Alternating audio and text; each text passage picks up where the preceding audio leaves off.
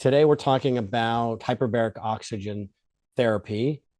It's abbreviated as HBOT, HBOT. I've seen conferences, I've seen talks on it. There are oftentimes at medical conferences companies that are marketing what they do, but very few companies are going out and creating solutions that give people broader access around the country to hyperbaric oxygen therapy, which you're going to learn a lot about today because my guest is Nicole Garrett, and she's done just that. She has started a company that is making this technology more accessible to people. She's been in this field for 20 years. And if you're not familiar with hyperbaric oxygen and what it is, she's going to tell you all about it. But it has been used in medicine for decades. It's been used to treat and help people with traumatic brain injuries, radiation injuries, and more, crush injuries, and other conditions as well. I'm sure she'll elaborate on all of that because she began her career as a dive medic, which got her involved in this area. And now she's expanded that even further. Nicole, thanks for coming on the show. Yeah, thanks for having me. Now, your goal with this hyperbaric oxygen therapy and trying to get it out to more people isn't in the same way that you were working with the University of California, San Diego, my alma mater, actually, UCSD. But you're looking for recovery, performance, long-term health, some of those benefits that aren't the way that HBOT is typically used in conventional medicine. Do I have that correct? Yeah, that's correct. We still can treat a lot of the same things we treated at the university, and we're set up to those hospital standards. We can take insurance and Medicare, but the goal with Under Pressure really was to broaden that scope and make it more available to people that don't fit that little cookie cutter 14 approved FDA indications that all the hospitals are restricted to. And is it just the indications that are limited in terms of the number of treatments, or it is also what insurance will pay for right now in terms of what they are accepting as evidence based in terms of their criteria for insurance reimbursement? Yeah, most insurances follow the FDA approved indications. So until the FDA deems that beyond a reasonable doubt it will help that indication, they won't go beyond that. We've had some good success with doing some peer-to-peers with our physician to get a little bit additional coverage with some private insurances. Unfortunately, Medicare, it's those indications are not, so you're a little bit more rigid. But in terms of clinical medicine now, I mean, clinicians have looked at the evidence. You've obviously looked at the evidence and the research, and it's undeniable that this treatment, this approach, is helpful for more than just what Medicare, Medicaid, and insurance companies, which tend to be very conservative, are willing to accept. Yeah, 100%. The research coming out daily is kind of exponentially proving what we've already seen for those of us who've worked in the field for a long time. The mechanism of action, whether you're treating one of the quote approved indications or off-label indications, are the same. And so that's why it really has a broad scope on what it applies. I mean, we're just increasing the oxygen and using the pressure to manipulate how we get it in your body. And so those mechanisms of angiogenesis and neovascularization and the anti-inflammatory effects you get really do apply quite widely beyond that. And, the US is just a little behind on what we've adopted. Well, let's talk about a little bit about those mechanisms of action. I mean, angiogenesis, neovascularization. A lot of people listening to this or watching on YouTube are not clinicians. They may not understand what that means or how HBOT, hyperbaric oxygen therapy, could create that and the benefits. So let's walk us through in a very elementary way then what HBOT is, how it works, and what effects it has in terms of the body. Yeah, so hyperbaric oxygen therapy is we put you in a hyperbaric chamber, we pressurize it. So think of like a diver goes scuba diving. We use that extra pressure to dissolve the gases that you're breathing. In our case, we give you oxygen into all your body fluids. And so now they're going places that your red blood cells can't. So if you have damage to your arteries or your veins from like an accident or trauma, we can now get oxygen into those areas. It's a very potent vasoconstrictor, so it reduces inflammation, which most people's health issues start with inflammatory problems, especially when you're looking at a lot of autoimmune diseases. If we can calm down the inflammation and the overreaction, you can find your triggers better. It's the only thing we have in medicine currently that grows new blood vessels. So if you've had trauma, if you had radiation, if you had surgery and you're looking to heal that, this is going to stimulate that growth. And then some of the newer research has shown that it stimulates stem cell release. You release your own stem cells, which means you're not going to have a reaction to like, exogenous or external stem cells. And it actually lengthens your telomeres. So there's a anti-aging property that comes through. It doesn't just stimulate collagen on a DNA level. We're actually kind of reversing the aging process. And this is when you're talking about pressures that are taking people, it's like diving Mhm. essentially, going underwater, getting more and more pressure the deeper you go. What type of pressures are you talking about here? Yeah, so the pressures we treat at are between 2 and 2.5 atmospheres. So the equivalent would be about 33 to 50 feet seawater if you were actually diving. You need to go to about double the pressure of sea level to start kickstarting all those processes. And you have to have a high enough tension of oxygen on your cells to stimulate those angiogenesis, the regrowth of those blood vessels, the bacteriostatic properties. If you don't have enough tension, yes, you have oxygen, but it's not going to push you over the edge to actually stimulate those processes to happen. So it's interesting because it's actually not that deep. I mean, it's basically an open water dive certification for people Yes. who are divers out there. I've never done deep water diving like you have, but I do have my PADI certification, and that takes us down. God, it's been a while, but what 100 feet I think is the maximum with the open water. Got involved with this in deep dives, though. What does that mean? Yeah, I was actually a commercial diver, so like a hard hat, underwater welding, and just specialized in dive medicine. So once you go offshore, there's no doctor out there. The dive medics become the doctor. So we learn how to do chest tubes and treat all the decompression injuries. And really, you are the hands out there, and you do that all in a hyperbaric chamber under pressure because the primary mechanism or injury is pressure related. And then we need to go back to that pressure and then kind of reverse the damage that was caused. Because when divers come up and the pressure is released, you can get nitrogen expanding and gases, that causing problems. Am I remembering that correctly from Yes, any 100%. any? Yeah, if you can get what's called decompression sickness, or you can have a gas embolism where the bubble went to like your brain or your heart, and that's even a little bit more traumatic. So if you don't have the hyperbaric chamber, there's really no hope to get you treated in time to save you. And obviously, the research is moved on way past its traditional use. It's back for dive medicine. But if somebody's listening to this and I say, they may think, well, why don't I just do yogic breathing if I need more oxygen? Why can't just getting more exercise to oxygenate my tissues? Why not just do any of those things? Yeah, it's those are great ways to be healthy, but they are not going to give you the oxygen tensions high enough. And that's, there's a lot of companies out there that put mild hyperbaric chambers in that are claiming it does the same thing as kind of true hyperbarics. And they run into the same problem. If you don't have enough oxygen tension on your tissues, if you're not going deep enough to cross over those barriers, you just don't get the benefit. And right now, as you and I are sitting here, we're oxygenating by attaching the oxygen to our red blood cells. When we put you in the hyperbaric chamber, you don't even need your red blood cells. We're saturating it in all your fluids. And that's not possible without the pressure. So if somebody was looking at doing this, are there certain questions they should be asking of the clinic or the clinician, whatever marketing material they're reading to be able to differentiate, an excellent chamber that can really help them versus something that you just mentioned, doesn't get to the pressures needed to really create a difference? Yeah, the first thing you should ask is what pressures do your chambers go to? Also, a big thing to ask now, because we have a lot of chambers being imported into the country that don't meet the US safety standards, is it a national board approved chamber? Meaning it's gone through ASME and PVHO and all the different accreditations in the US to make sure it's able to withstand pressure and repeatedly. So you think about the Titan, it made it to the Titanic 4 times, but not the fifth. Some of these devices that are coming into the US now, they are not made out of materials that we have found proven to withstand repeated pressurizations.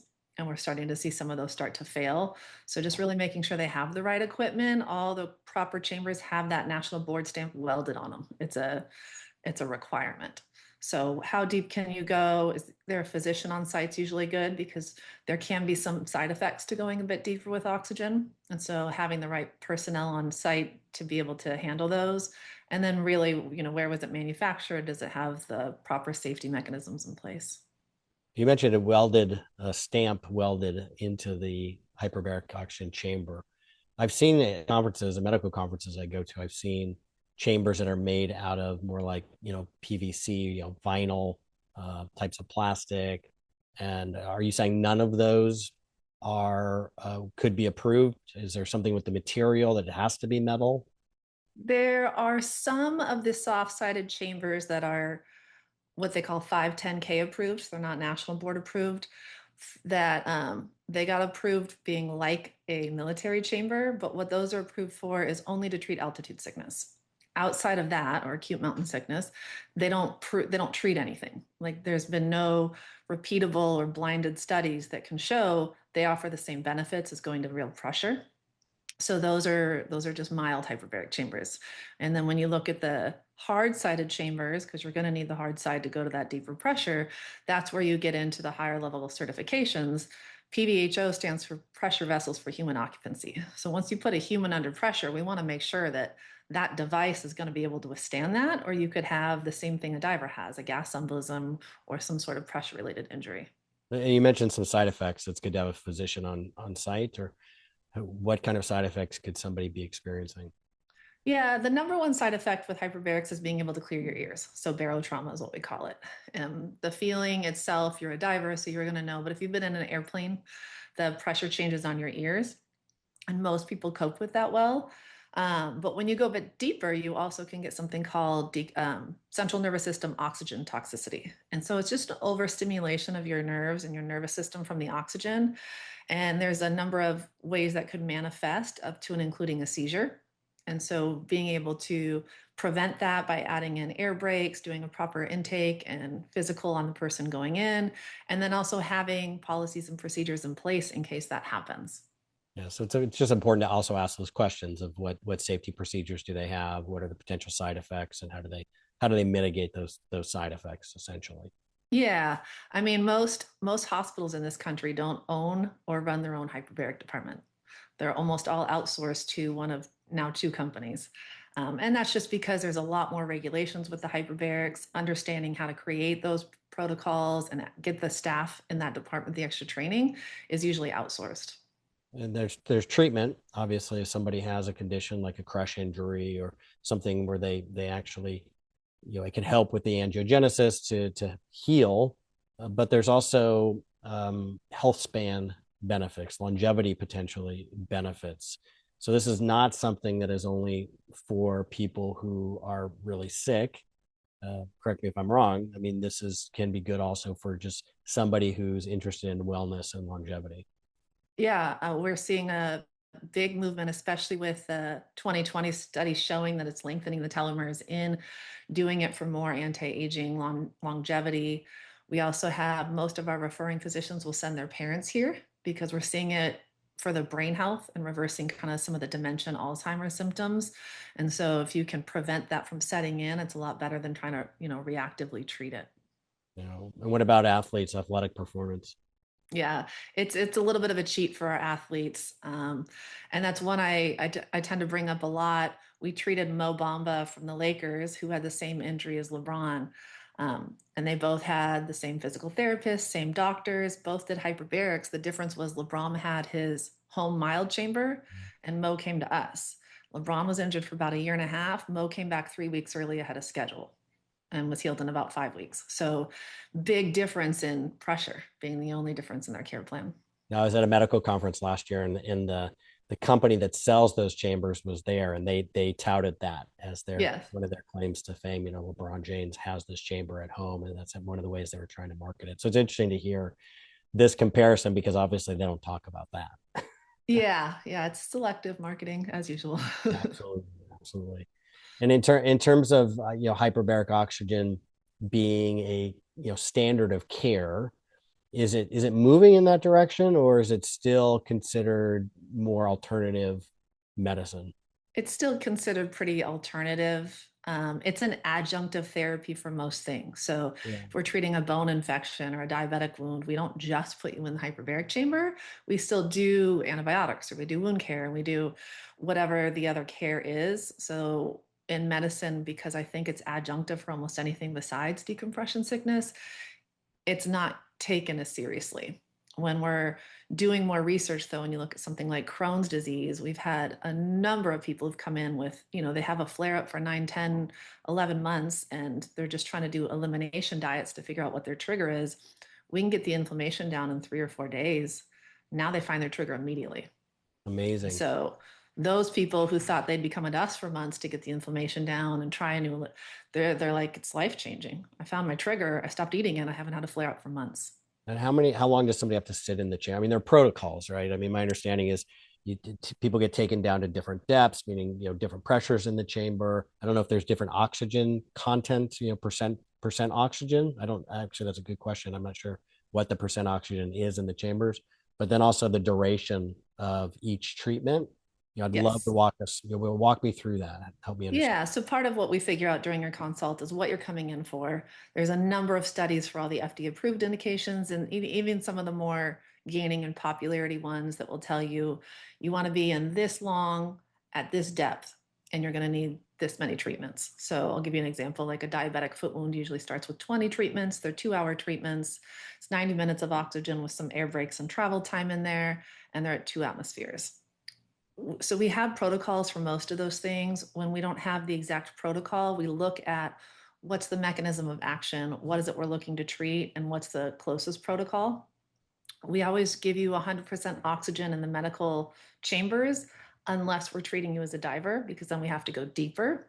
And because of that seizure risk, that's when we'll start mixing gases. And that's just to reduce the oxygen tensions and to still remove as much nitrogen, because for decompression sickness, that was the issue. But for everything else, we always just treat with 100% oxygen. For longevity, memory, energy, you mentioned Alzheimer's. What are some typical, commitments that people would have to make if they really want to be seeing the benefits from it? Yeah, most of those you're looking at 20 to 30 treatments. I mean, when we're talking about stem cell release and regrowing blood vessels, this doesn't happen in 1 or 2 treatments. I try to tell people, think about it like you're taking your antibiotics. You don't want to miss a dose. You want to do the whole therapy. They did the telomere lengthening study, they did 60 treatments. So it was 3 months, Monday through Friday, 2 hours a day. So it's a bigger commitment with time. You have to kind of build it into your routine. But if you can get through that whole routine, you are really eradicating a lot of issues. You've re-established a blood supply somewhere it was missing before. When you look at some of the dementia and Alzheimer's, some of that could be caused by a lot of microstrokes that have been happening. And so you've got a lot of these little vessels in the brain that are blocked. If we can regrow those microvessels around and reestablish the blood supply, now that part of the brain's working again. You raised a really interesting point that I have a question about. What about post-stroke recovery? I've seen some incredible cases post-stroke recovery. It's not yet approved, very frustratingly so, to have insurance cover. But I've seen people who, paralyzed on one side of their body, lost the ability to talk, facial paralysis, and really over a week or two start to regain all of that and end up, walking out by the time they finish treatment. It's usually, the studies show it doesn't always have to be sooner than later, but the sooner you get in after the injury, the better, because we can regrow blood supply to damaged tissue, but we can't bring back dead tissue. So if it's been a long time and that tissue is just not active anymore, it may not work. And do you combine this, or are there recommendations to combine this with any, dietary, lifestyle, dietary supplements, or do you strictly deal just with the hyperbaric oxygen? For stroke and for most indications, we usually refer out to the specialists for those things, and we just do the hyperbaric oxygen therapy. One of the best things you can do if you're doing a series of hyperbarics is just making sure you're hydrated, because what we're doing is dissolving the oxygen in your tissues and your blood and your plasma, really. So if you're super dehydrated or you have a big cup of coffee before you go in and you vasoconstrict your vessels, you're not going to get as much out of the therapy as if you came in with proper hydration. But as far as diet, there hasn't been shown anything to help or not help. We do boost your metabolism while you're in the chamber. We recommend eating before you come in because you will burn through your free glucose pretty quickly. Okay, here's a practical question. Yeah. I'm in the chamber for 2 hours. I gotta pee. What does somebody do? Well, for our gentlemen, we usually send them in with a urinal. It's a little easier for them. Easier, yeah. Because we have monoplace single person chambers, some of the big multi-place chambers, some have bathrooms in them, most do not, but it's a little easier to maneuver. If you really have to use the restroom, we'll just take you out. If you want to finish treatment or there's a lot left, we'll put you back in. You just have to pressurize twice that day. If you're pretty close to the end, we'll just have you skip the rest of the treatment. Got it. So there are practical ways to work around that, obviously. Yeah, there's workarounds. Obviously. Are there emerging, where's the research going? Is there sort of emerging research or intriguing areas where you're starting to see it, the benefits emerging in the research? Yeah, traumatic brain injury is one. I think it will be the next approved indication. It has by far the most research out for it. Crohn's disease, and we're starting to really look into a lot of autoimmune disease. We can kind of calm the body's attack down on itself.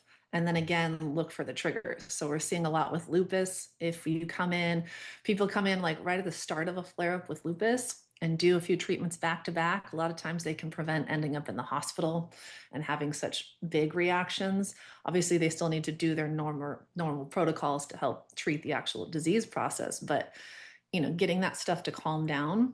And then some research with POTS and long COVID is starting to emerge too. Obviously, it hasn't been out as long as other things, so we only have about 5-6 years of data, but it's showing pretty promising.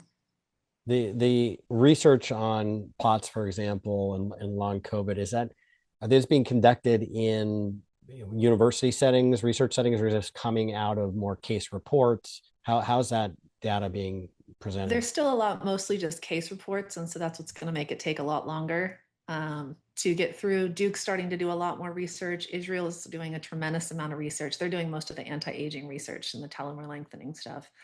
And then I think UHMS is organizing to get some bigger studies done. They usually like to do those at multi-place centers where they can treat a large number of people, and they also can do some blinding studies with it where they don't realize they're not at pressure. We're just giving them air versus oxygen to see, is it a placebo effect or is it not?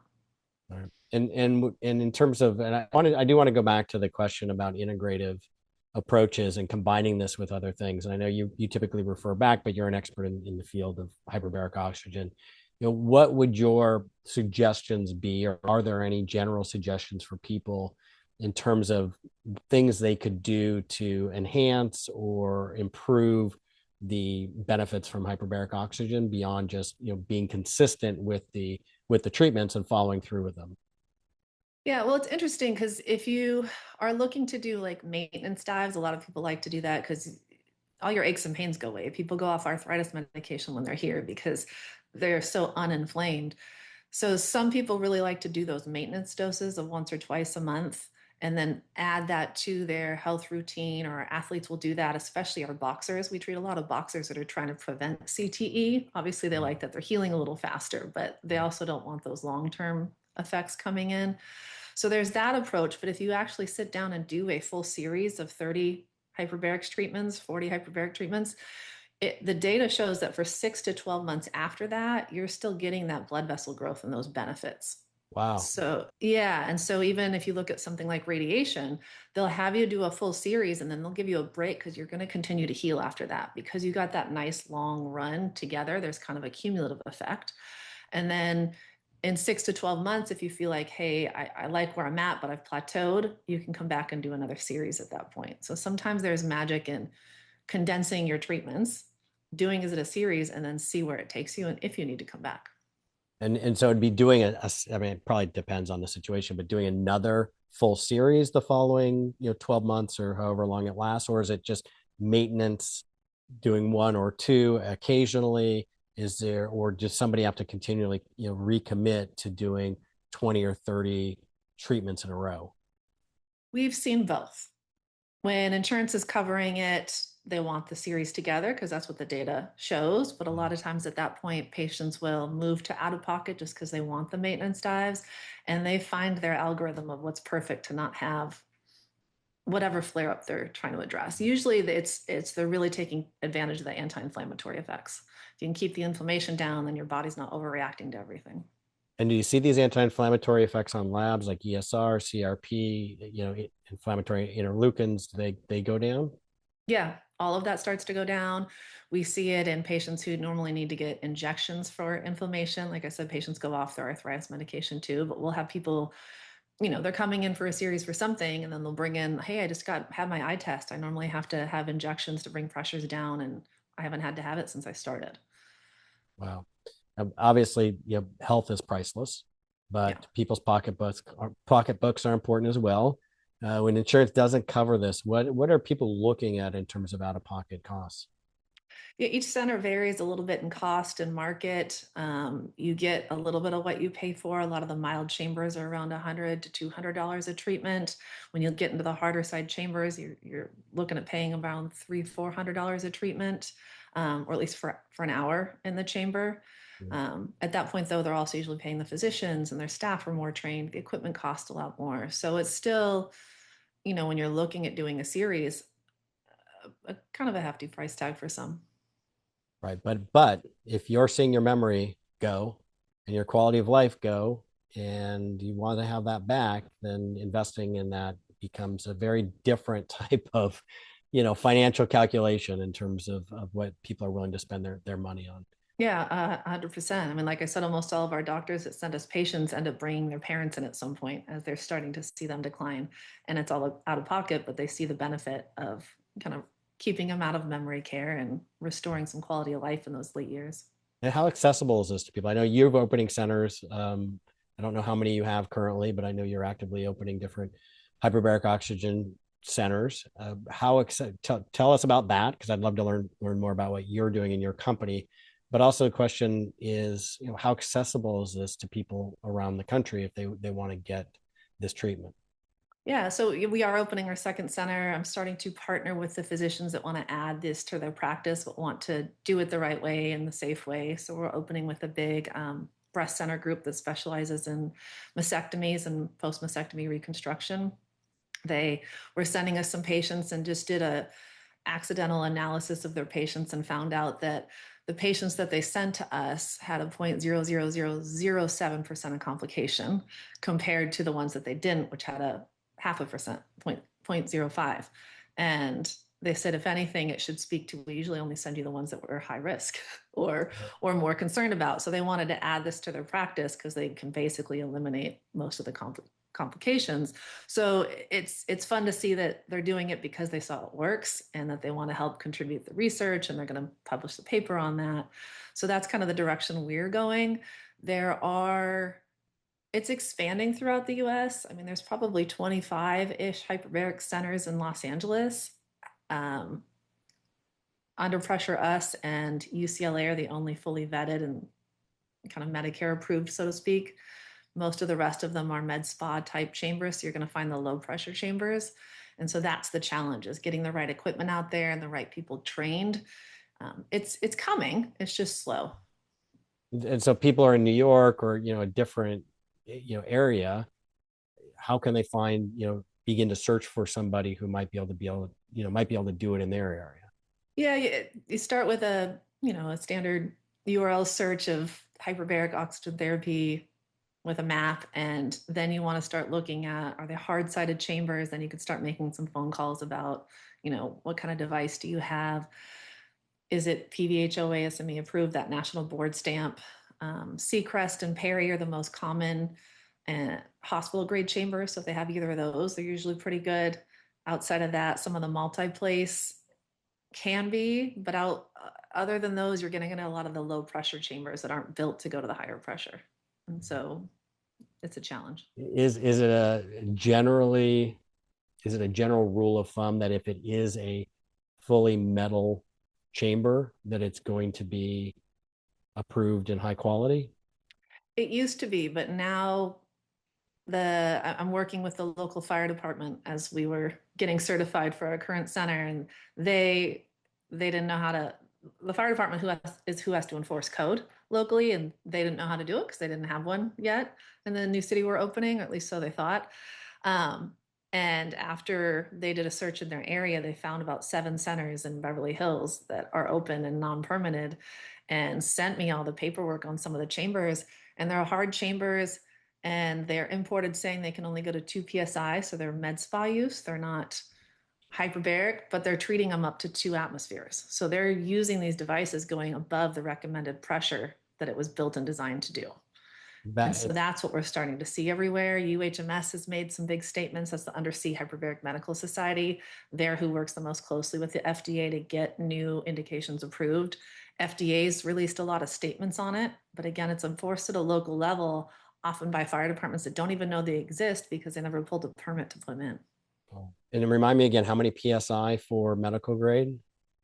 14.7 is the equivalent of 2 atmospheres, So so seven, around 15. so at least 7 times more than the 2 PSI you just mentioned for those. So essentially not getting the benefits of the medical grade ones at all, not even close. Yeah, they're not. And that center is treating up to the 15 psi, because there's an override to do it. They're just um, not being vocal about it to get around the enforcement. So they've got a 2 PSI rated machine, but they're taking it to 15 PSI. Does that go back to what you said earlier, which is, there's some risk in doing that with respect to the integrity of the machine? Yeah, and they've probably done it for a while. Like I said, if you want to look at the Titan, it made it to the Titanic 4 times. It That's was the fifth time it failed, and that's because the repeated stretching and compressing is what starts to sacrifice the integrity. And so, if the machine's not made out of something that's proven to withstand that repeatedly, at some point you're going to have a failure. wow. This is fascinating. I've learned a ton. How can people find out more about your work, about you, and learn more? Yeah, we're at underpressure.com, at Under Pressure Hyperbarics on Instagram and most socials. That's usually the best place. We do on our website, if you want to see some of the research, we've got a couple hundred studies. It's the links to all the studies. So it'll take you out to, you know, all the different medical journals that posted them. So you can really see what's coming out, what's emerging, a lot of the cancer research that's coming out with hyperbarics and how it helps.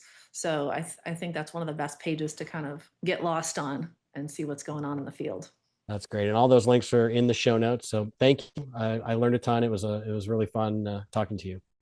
Yeah, thanks for having me.